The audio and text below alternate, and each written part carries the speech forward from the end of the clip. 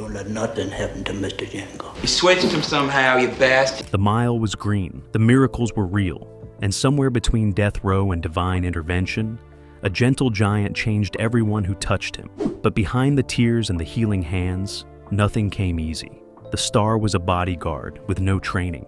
The director worked for free, and the filming broke actors so completely they questioned whether they could continue. These are 20 weird facts about the Green Mile, and buried in the supernatural tragedy. A friendship so deep that when one died, the other could barely speak his name. Walk softly, this gets heavy. Number 20. The movie is based on Stephen King's serial novel Experiment.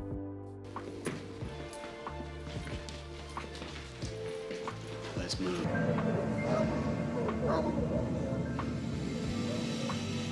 Stephen King decided to publish The Green Mile in a format that hadn't been attempted in decades. Serialized monthly installments released over 6 consecutive months in 1996. This wasn't a complete novel divided into parts for marketing purposes. King was writing each installment just weeks before publication, with no complete manuscript existing when the first part was released.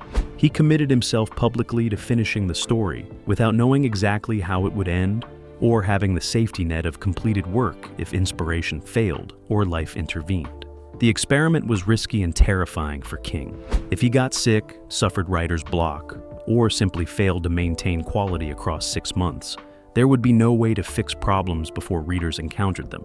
Each installment had to stand alone while advancing the larger narrative, ending with enough resolution to satisfy but enough mystery to bring readers back the next month. King compared it to the high wire act that Charles Dickens performed in the 19th century, publishing novels and magazine installments while still writing them. The serialization affected the story's structure significantly. King built each section with natural climaxes and cliffhangers that wouldn't have existed if he'd written The Green Mile as a traditional novel. The monthly releases created sustained tension and anticipation that readers experienced differently than if they had consumed the entire story in one sitting. When Frank Darabont adapted the novel into a film, he had to compress that serialized structure into a single 3-hour narrative while preserving the emotional rhythms King had created through the monthly format. The experiment succeeded commercially and creatively, with each installment becoming a bestseller and the collected novel later winning awards. King proved serialization could still work in modern publishing, though he never attempted the format again. Number 19. Tom Hanks gained and lost weight multiple times. Suppose you know you ain't supposed to then. Mind your business, Dale. I've had to see my friends and loved ones die off through the... The Green Mile's structure alternates between 1935, when Paul Edgecombe supervised death row, and the present day of 1999, where elderly Paul tells his story from a nursing home. Tom Hanks played Paul at both ages, requiring him to appear as a fit middle-aged prison guard in flashbacks and a frail elderly man in present-day sequences. Most productions would simply film all scenes from one timeline together, allowing the actor to maintain consistent appearance for extended periods. But director Frank Darabont made an unusual choice that created enormous physical challenges for his star. Darabont decided to film The Green Mile in chronological order, shooting scenes in the sequence they appeared in the finished film, rather than grouping them by location or timeline for efficiency. This meant Hanks had to repeatedly gain and lose weight throughout the months-long production, transforming his body back and forth between middle-aged fitness and elderly frailty as the script jumped between timelines. When they filmed 1935 scenes, Hanks would maintain healthy weight and muscle tone. When they switched to nursing home scenes, he would rapidly lose weight to appear gaunt and aged. The constant physical transformation was exhausting and potentially unhealthy, requiring Hanks to manipulate his metabolism and body composition on an accelerated schedule that most nutritionists would consider inadvisable.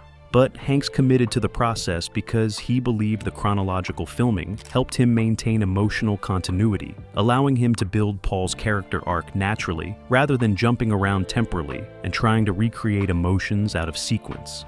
The dedication showed on screen. Hanks's physical transformations helped sell the time jumps, making elderly Paul feel genuinely aged rather than just an actor in makeup pretending to be old. Number 18, Michael Clark Duncan, was a bodyguard before acting. Man walking here. Dead man walking. You can say a prayer if you like. Michael Clark Duncan wasn't a trained actor when he was cast as John Coffey. He was a bodyguard and security professional who protected celebrities and executives, using his massive physical presence to keep clients safe. Duncan had always wanted to act, but had no formal training, no significant credits, and no realistic path into a competitive industry that rarely gave opportunities to unknown performers, especially ones who didn't fit conventional leading man aesthetics. His size and appearance made him perfect for intimidating roles, but breaking into acting from security work seemed nearly impossible. Duncan started getting small parts through connections he made while working security, protecting actors who would occasionally help him get auditions or recommend him for minor roles. His breakthrough came through Bruce Willis, whom Duncan had protected and befriended.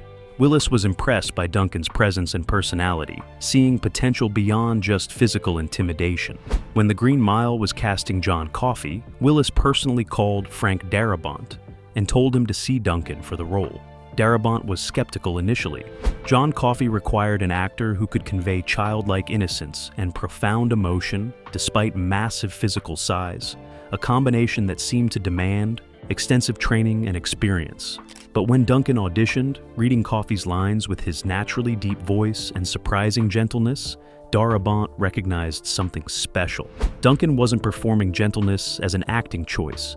He was genuinely gentle, a kind man whose imposing exterior hid a soft interior, exactly what John Coffey needed to be. Duncan got the role despite his minimal experience, and his performance became one of The Green Mile's emotional anchors. His lack of formal training actually helped, giving Coffey an unpolished authenticity that a more experienced actor might have intellectualized away. Number 17, the mice were trained with bacon grease. Mr. Jingles. Mr. Jingles. That his name, he whispered in my ear.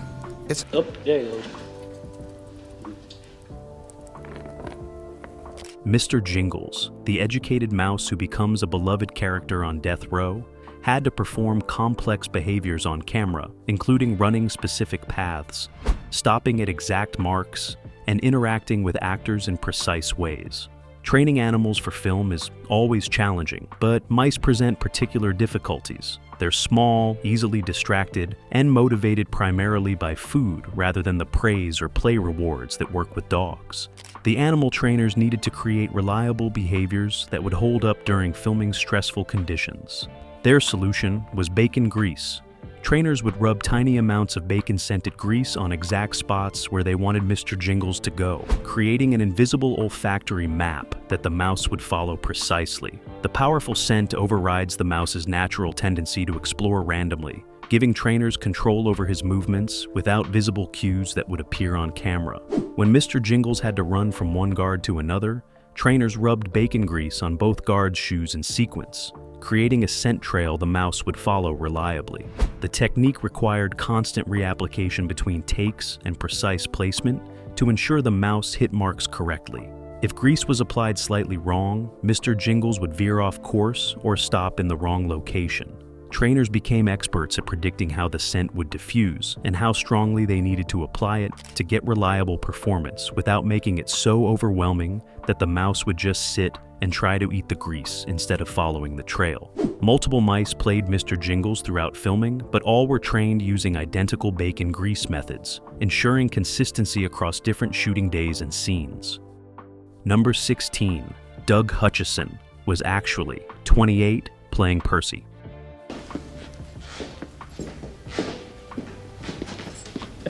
Blood on the floor.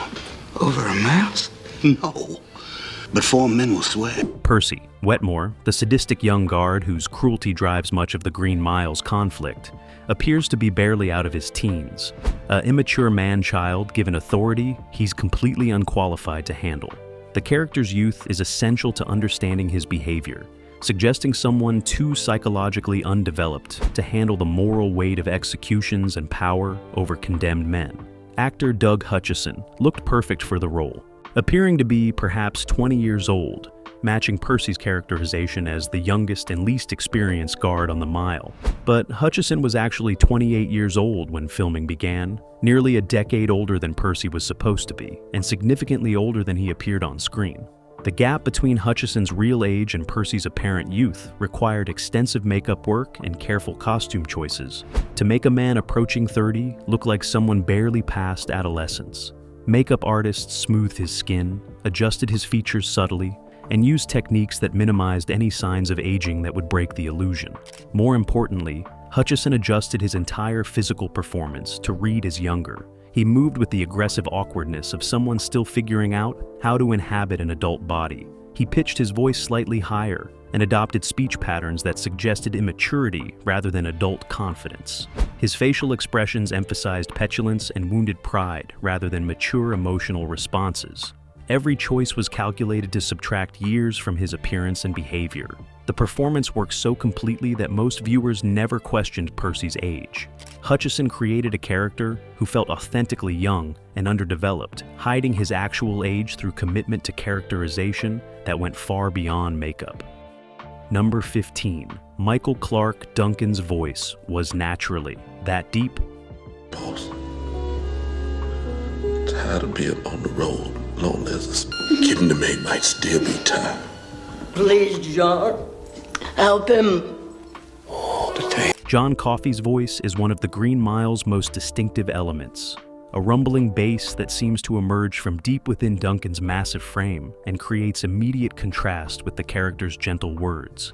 The voice is so extraordinarily deep that many viewers assumed it must have been digitally altered or enhanced in post-production, pitched down electronically to create an impossible vocal range that would make Coffey seem more otherworldly and impressive.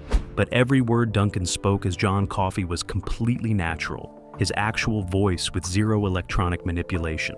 Duncan possessed one of the deepest natural speaking voices in film, a genuine bass that required no enhancement to sound remarkable. His vocal cords and resonating chambers created frequencies that most men simply cannot produce, giving him a voice that seemed almost superhuman. When he spoke softly, as Coffey did throughout most of the film, the deep tones created an effect of gentle power, a giant who could whisper thunder. The voice became essential to Coffey's characterization in ways that weren't originally in Stephen King's novel. King described Coffey's voice as deep, but reading words on a page couldn't convey what Duncan's actual voice accomplished. The bass tones made Coffey seem simultaneously more threatening and more vulnerable, creating complexity that enhanced every scene. When Coffey spoke about being afraid of the dark or tired of carrying the weight of others' pain, Duncan's voice added layers of sorrow and weariness that a higher voice couldn't have achieved. Director Frank Darabont recognized immediately how special Duncan's natural voice was, and built scenes around it, giving Coffey longer monologues than originally scripted just to let audiences experience that remarkable instrument. Number 14. The Electric Chair. Scenes used real execution research.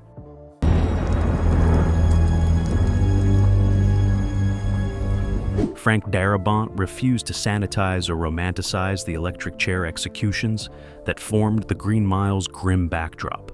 He wanted audiences to understand the brutal reality of capital punishment as practiced in the 1930s, when the process was less refined and more openly horrific than modern methods. To achieve accurate depiction, Darabont spent months researching historical execution records, reading eyewitness accounts from guards and officials who had attended real electrocutions, and consulting with historians who specialized in American penal system history. The research revealed disturbing details that most films ignored. Real executions often involved visible suffering, bodies convulsing violently, smoke rising from burning flesh, the smell of death filling execution chambers. Guards frequently vomited or fainted. Witnesses left traumatized. Darabont incorporated these authentic details into the Green Mile's execution sequences, making them genuinely difficult to watch rather than clean Hollywood deaths. The depiction of Dell's botched execution drew directly from real incidents where improperly prepared equipment or deliberate sabotage caused prolonged agony. Historical records documented cases where wet sponges were intentionally left dry, causing exactly the kind of burning horror shown in the film. Darabont used these true events to create a sequence so disturbing that test audiences begged him to cut it. but he refused, arguing that showing execution's reality was essential to the story's moral weight. Number 13, David Morse, broke down. During the confession scene, David Morse played Brutus Brutal Howell, the compassionate guard whose decency contrasted with Percy's cruelty. The scene where John Coffey reveals the truth about the murdered girls required Brutal to listen to horrific details and respond with genuine emotional devastation.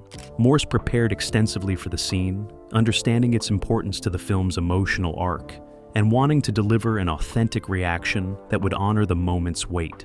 When they filmed the scene with Michael Clark Duncan delivering Coffey's confession in his deep, sorrowful voice, something unexpected happened to Morse.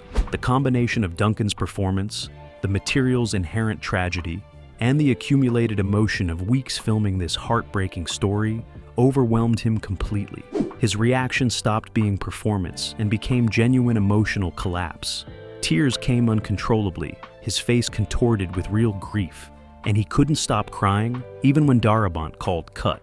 The breakdown was partially acting, but also genuine psychological response to the story's accumulated horror. Morse later explained that hearing Coffey's words while looking into Duncan's eyes broke something inside him, accessing grief that went beyond the character into his own emotional reservoir.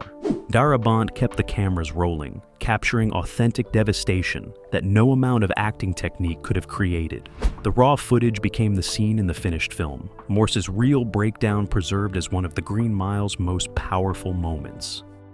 Number 12, the film's length nearly got it. Rejected.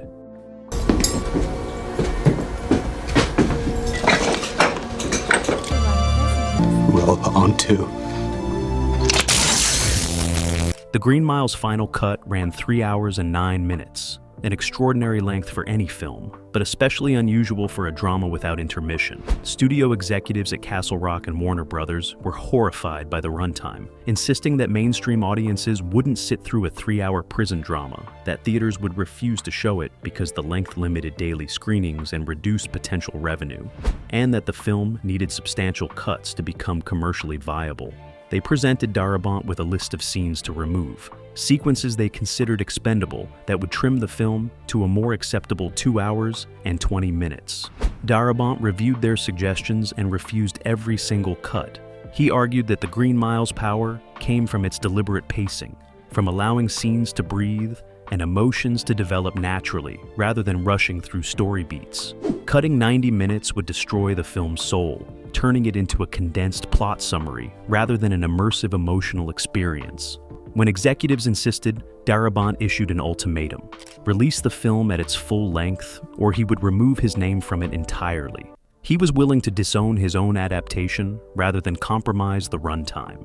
The studio backed down, releasing The Green Mile at 3 hours and 9 minutes with no cuts. The gamble succeeded. Audiences stayed for the entire runtime. The film became a commercial and critical success, and the length became an asset rather than a liability. Number 11, Stephen King, cried watching the movie. The tale.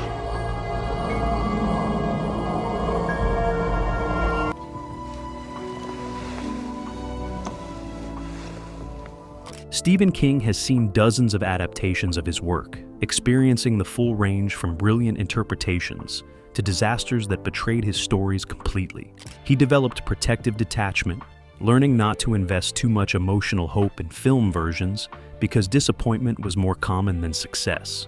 When Frank Darabont invited him to an early screening of The Green Mile, King attended with cautious expectations, hoping for competence but bracing for another well-intentioned failure. Within the first 20 minutes, King realized this adaptation was different.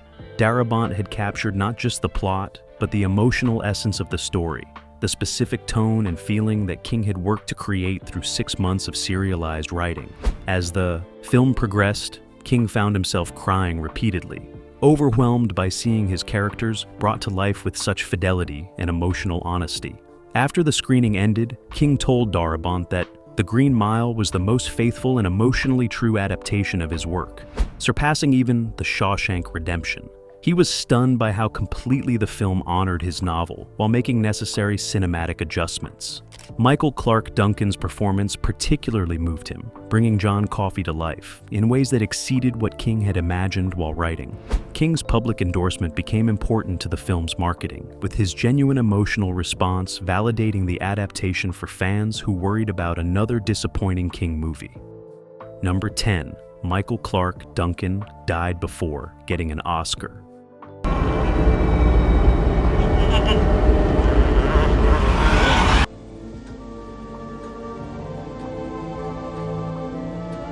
Michael Clarke Duncan's performance as John Coffey earned universal critical acclaim and an Academy Award nomination for Best Supporting Actor in 2000.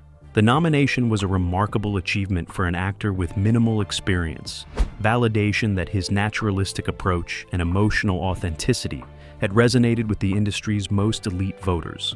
Duncan attended the Oscar ceremony expecting to lose, but honored just to be nominated alongside veteran performers. He lost the Oscar to Michael Caine for The Cider House Rules. Duncan was gracious in defeat, understanding that Caine was a beloved veteran whose long career made him a sentimental favorite. But privately, Duncan hoped he would have other chances, that The Green Mile would launch a career filled with complex roles and future opportunities to win the award he'd come so close to claiming. That opportunity never came. Duncan continued acting, appearing in numerous films and television shows, but never again found a role with the depth and emotional power of John Coffey. On September 3, 2012, Michael Clarke Duncan died of a heart attack at age 54, just 13 years after The Green Mile made him famous. He never won an Oscar, never received the ultimate industry recognition that his breakthrough performance deserved. His death left Hollywood mourning an actor whose potential remained tragically unfulfilled, a gentle giant taken far too soon. Number 9. The healing scenes required 20 takes each.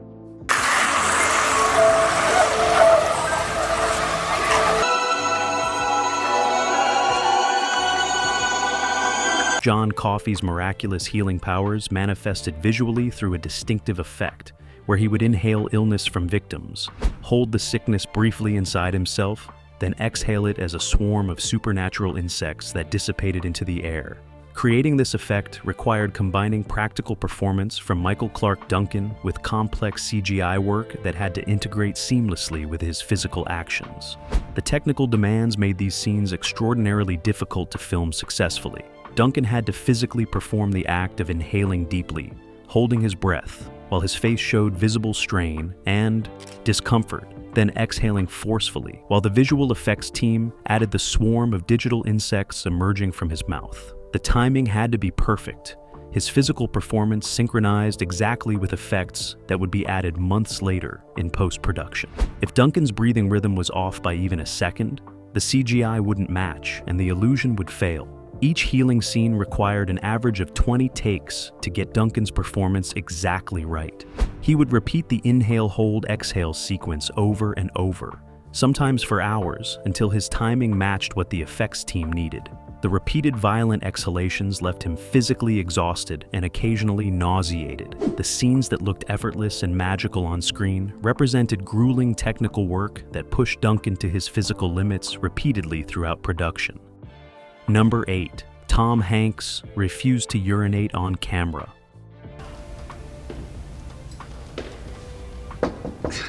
Well,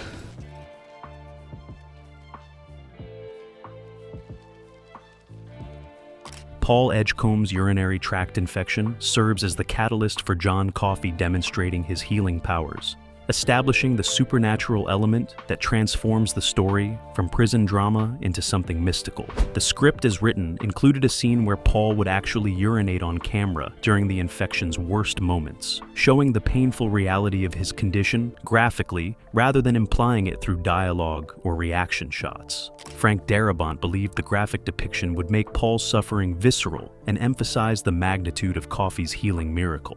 Tom Hanks read the scene and drew a firm line. He was willing to convey Paul's pain through performance, to show discomfort and desperation, but he absolutely refused to actually urinate on camera, regardless of how it was shot, or what the artistic justification might be. Some things were simply beyond what he was willing to do for any role, and bodily functions filmed explicitly cross that personal boundary. Darabont tried to convince Hanks that the scene was important, that it would ground the story in physical reality. Hanks remained unmovable, explaining that he could make audiences understand Paul's suffering without literally urinating on camera. Darabont ultimately agreed and cut the explicit scene, relying on Hanks's performance during bathroom visits to convey the infection's severity. The finished film lost nothing from the omission, proving Hanks's instinct correct. Number 7. The movie was filmed in chronological order. I have to ask you something very important. John. Most films shoot out of sequence, grouping scenes by location or availability of actors to maximize efficiency and minimize costs. A production might film all scenes in one location, regardless of where they fall in the story, then move to another location and repeat the process. This approach makes financial sense but creates challenges for actors trying to build emotional arcs when performing scenes randomly rather than in story order. Frank Darabont made the unusual and expensive decision to film The Green Mile in chronological order, shooting scenes in the exact sequence they appeared in the finished film. This meant constantly moving between the nursing home present-day scenes and the death row flashbacks, repeatedly changing locations and setups rather than efficiently completing one timeline before moving to another. The approach increased production costs and complicated scheduling significantly, but Darabont believed chronological filming was essential for the actors to maintain emotional continuity. The Green Mile builds slowly toward devastating emotional climaxes that required performers to carry accumulated grief and understanding through the story. Filming out of order would force actors to manufacture emotions artificially rather than building them naturally through the narrative. Tom Hanks particularly benefited from chronological shooting, allowing him to experience Paul's journey linearly and let understanding and sorrow accumulate authentically, rather than jumping backward and forward, temporarily trying to recreate emotions out of context. Number 6. Sam Rockwell improvised Wild Bill's insanity. You hold that on me, you big dummy nigger.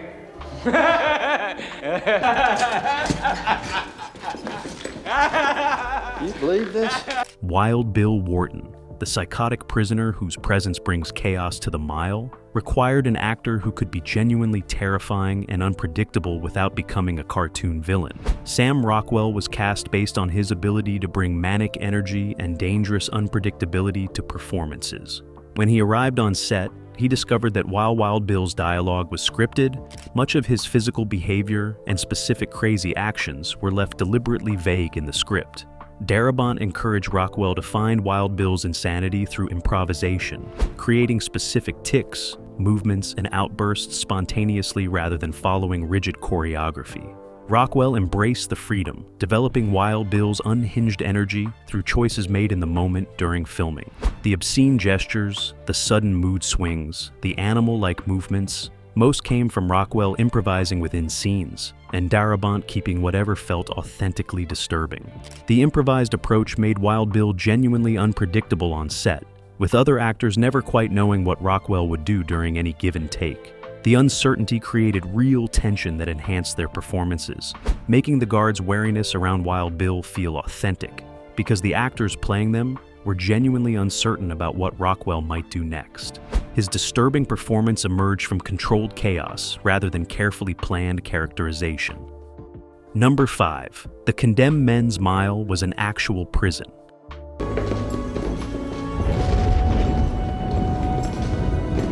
Aren't you glad Mr. Jingles is okay? What kind of game is this? It's no game. See for yourself. Rather than building sets on a soundstage, Frank Darabont chose to film The Green Mile at the closed Tennessee State Penitentiary, using the actual condemned men's corridor and cells, where real executions had taken place for decades. The decision brought an authentic atmosphere that no constructed set could replicate, giving the film a genuine sense of history and institutional grimness. But filming in a real prison where men had actually died created unexpected emotional complications. During production, former guards who had worked at the penitentiary visited the set, curious to see the location transformed into a film set. Many broke down crying when they walked onto the mile, memories flooding back of men they had supervised, executions they had witnessed, the psychological weight they had carried for years. The visits became informal trauma therapy sessions, with retired guards sharing stories they had never told anyone, using the film production as excuse to finally process experiences they had suppressed. Former inmates also visited, men who had been incarcerated at Tennessee State but had since been released. Walking back onto the cell block where they had spent years triggered powerful emotional reactions, some weeping openly at memories of time lost and lives destroyed. The production became an unexpected memorial space where people confronted painful history through the strange medium of Hollywood filmmaking, recreating the past in the exact location where it had actually occurred. Number 4. Michael Clarke Duncan nearly quit acting after this role. Boss, tired of being on the road, lonely as it's been, to tell me where we's going to, coming from, or why. Playing John Coffey demanded that Michael Clarke Duncan access profound emotional depths repeatedly throughout the months-long production, portraying a man carrying unbearable psychic pain from absorbing others' suffering while facing execution for crimes he didn't commit. Duncan had to cry on command, convey soul-deep weariness, and embody a character experiencing constant spiritual agony. The emotional toll accumulated dangerously as filming progressed, with Duncan finding it increasingly difficult to separate himself from Coffey's suffering when cameras stopped rolling. The role consumed him psychologically in ways he hadn't anticipated. Duncan would return to his hotel after filming and find himself unable to shake Coffey's despair, sitting alone and crying without understanding why. The character's pain had become his pain, bleeding through the boundary between performance and reality. He started questioning whether acting was worth this kind of psychological damage, whether any role justified the mental health cost he was experiencing. After production wrapped, Duncan seriously considered quitting acting entirely. The experience had shown him how vulnerable the work could make him, how playing certain characters could damage his psychological well-being in ways that persisted long after filming ended. He took months away from acting to recover, working with therapists to process the experience and rebuild emotional boundaries that Coffey had demolished. Eventually, Duncan returned to acting, but he approached roles differently afterward, protecting himself more carefully and avoiding characters that might consume him as completely as John Coffey had. Number 3. The botched execution was based on real events.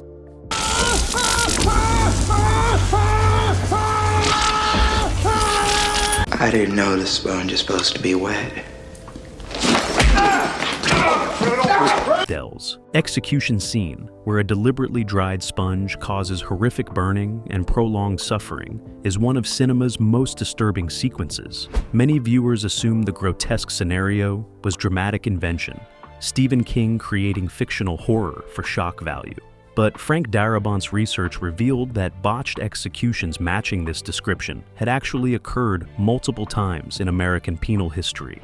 Cases where equipment failures or deliberate sabotage caused exactly the kind of prolonged agony depicted in the film. Historical records documented instances where executioners intentionally used dry sponges instead of wet ones, knowing it would cause the condemned person's head to catch fire and turn a quick death into torture. Some cases were attributed to incompetence, but others appeared to be intentional cruelty, revenge against prisoners who had offended guards or officials. The smoking, burning horror that Dell experiences on screen replicated actual events that witnesses had described in testimony and official reports. Darabont used these real incidents to justify keeping the scene's full horror intact, despite studio pressure to soften it. He argued that showing execution's potential for grotesque failure was essential to understanding capital punishment's reality. Test audiences were traumatized, many covering their eyes or leaving theaters during Dell's death. But Darabont refused to cut or shorten the sequence, insisting that if actual human beings had suffered this way, audiences should witness it, rather than being protected from uncomfortable truth about state-sanctioned killing. Number 2. Tom Hanks and Michael Clarke. Duncan became best friends. I know you're hurting in word.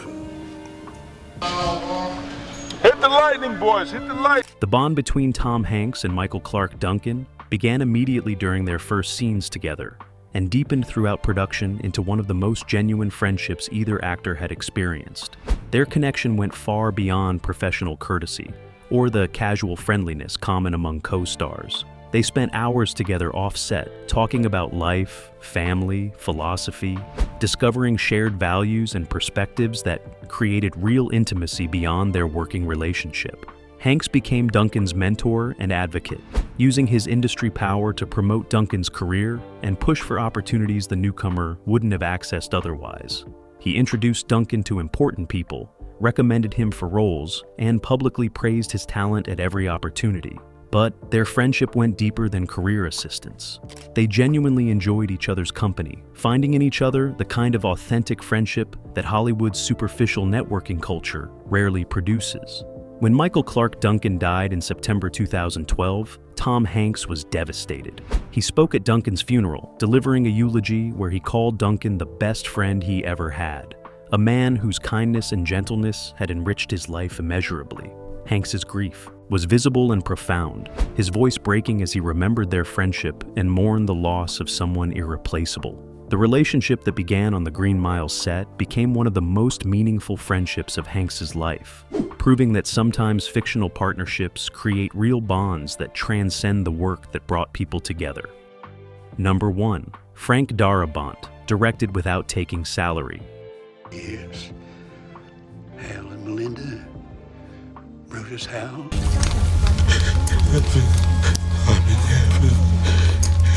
Frank Darabont had already proven himself with The Shawshank Redemption, establishing credibility as a director who could adapt Stephen King's work brilliantly. When he took on The Green Mile, he faced studio interference from executives worried about the project's commercial viability. They questioned the 3-hour runtime, wanted to cut disturbing content, and pushed for changes that would make the film more conventionally commercial, but less emotionally powerful. Darabont needed leverage to protect his vision from studio compromise. He made an extraordinary decision. He would defer his entire director's salary, taking no upfront payment for his work. Instead, he would only be paid from the film's back-end profits if it succeeded commercially. This financial sacrifice gave him moral authority to resist studio demands, arguing that he had more at stake financially than any executive and deserved creative control he was literally paying for through deferred compensation. The gamble was enormous. If The Green Mile failed commercially, Darabont would have worked for over a year for essentially nothing, sacrificing millions of dollars to protect creative choices that audiences might reject. But he believed in the film completely and was willing to risk financial disaster to make it correctly. The Green Mile succeeded both critically and commercially, earning over $280 million worldwide.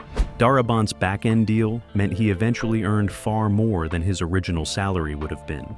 But the financial success came second to the creative freedom his sacrifice had purchased. The Green Mile wasn't just a movie about miracles and death row. It was a test of endurance that broke its actors emotionally, required a director to work for free, and turned a bodyguard into an Oscar nominee who would die too young. From chronological filming to bacon-trained mice, from botched executions based on truth to friendships that lasted until death, this adaptation honored King's vision while destroying everyone who touched it. If these facts changed how you see this masterpiece, hit like, subscribe, and tell us which detail moved you most.